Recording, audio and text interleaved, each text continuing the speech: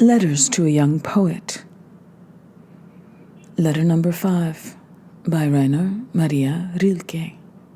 Rome, October 29th, 1903. Dear Sir, I received your letter of August 29th in Florence, and it has taken me this long 2 months to answer. Please forgive this tardiness, but I don't like to write letters while I am traveling, because for letter writing I need more than the most necessary tools, some silence and solitude, and a not too unfamiliar hour.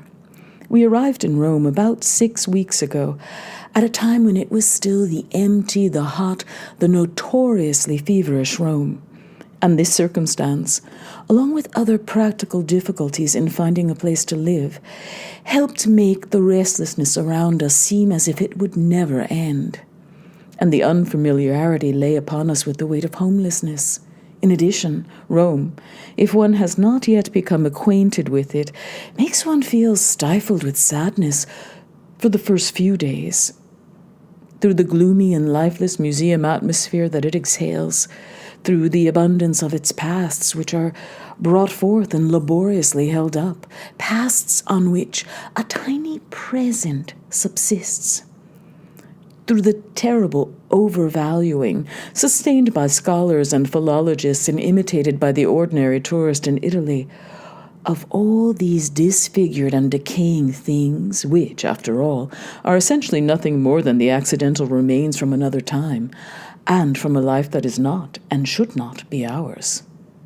Finally, after weeks of daily resistance, one finds oneself somewhat composed again, even though still a bit confused, and one says to oneself, no, there is not more beauty here than in other places, and all these objects which have been marveled at by generation after generation, mended and restored by the hands of workmen, mean nothing, are nothing, and have no heart and no value. But there is much beauty here, because everywhere there is much beauty.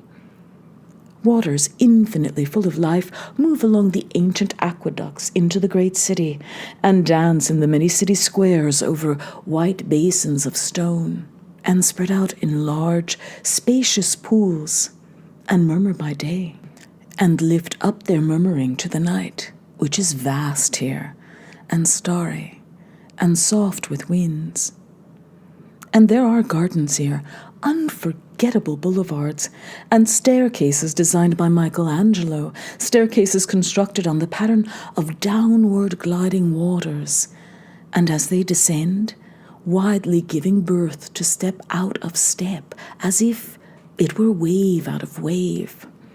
Through such impressions one gathers oneself, wins oneself back from the exacting multiplicity, which speaks and chatters there, and how talkative it is, and one slowly learns to recognize the very things in which something eternal endures that one can love, and something solitary that one can gently take part in. I am still living in the city, on the Capitol, not far from the most beautiful equestrian statue that has come down to us from Roman art, the statue of Marcus Aurelius. But in a few weeks, I will move into a quiet, simple room, an old summer house, which lies lost, deep in a large park, hidden from the city, from its noises and incidents. There I will live all winter, and enjoy the great silence from which I expect the gift of happy work-filled hours.